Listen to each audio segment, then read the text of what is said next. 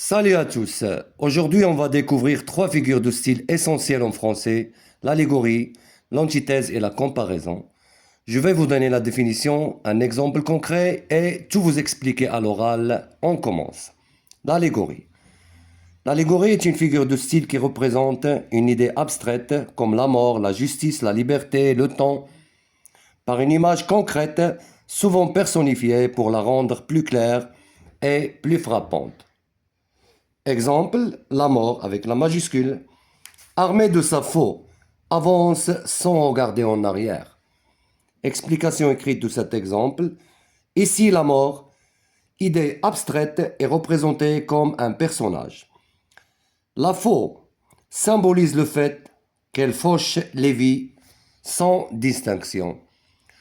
Donc l'allégorie consiste à donner une forme concrète à une idée abstraite. Par exemple, la mort armée de sa faux avance sans regarder en arrière.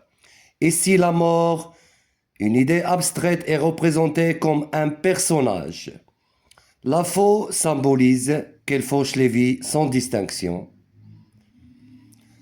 Pour un deuxième exemple, la mort nous regarde et sourit.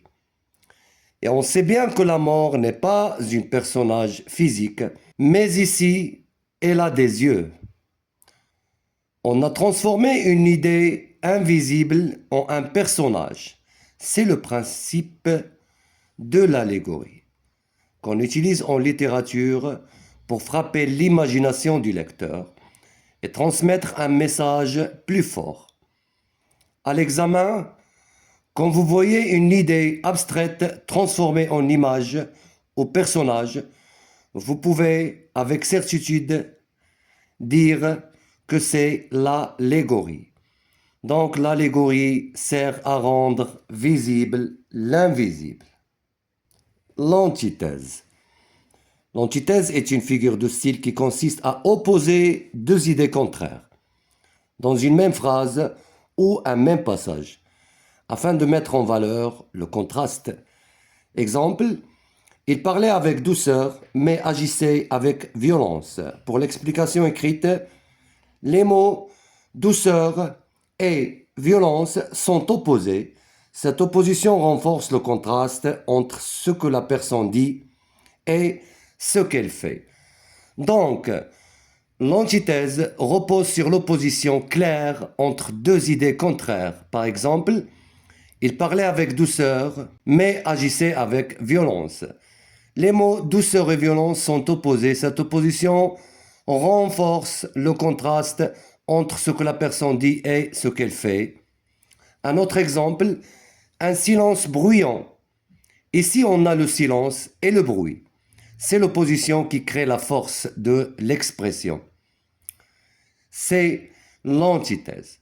Un choc entre deux mots, donc à l'examen, dès que vous repérez deux idées opposées dans une même phrase, vous pouvez alors dire que c'est l'antithèse. La comparaison. La comparaison est une figure de style qui rapproche deux éléments à l'aide d'un outil de comparaison, comme tel, pareil, semblable à, etc., pour mettre en évidence une ressemblance.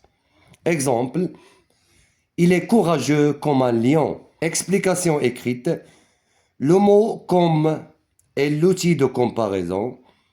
On compare il à un lion pour montrer son courage. La comparaison rapproche donc deux éléments grâce à un outil précis de comparaison.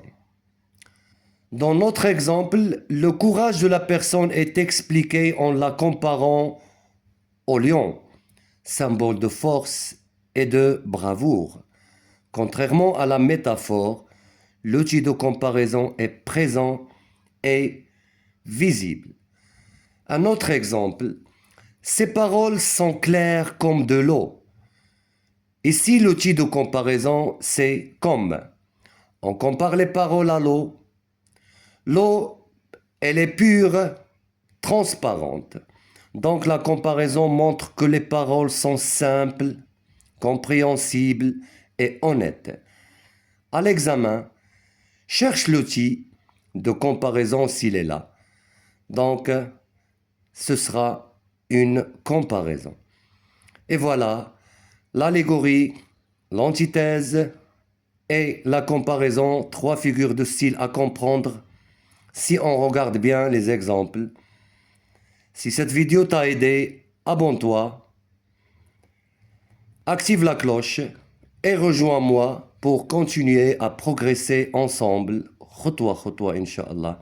À très vite pour d'autres astuces de français. À bientôt.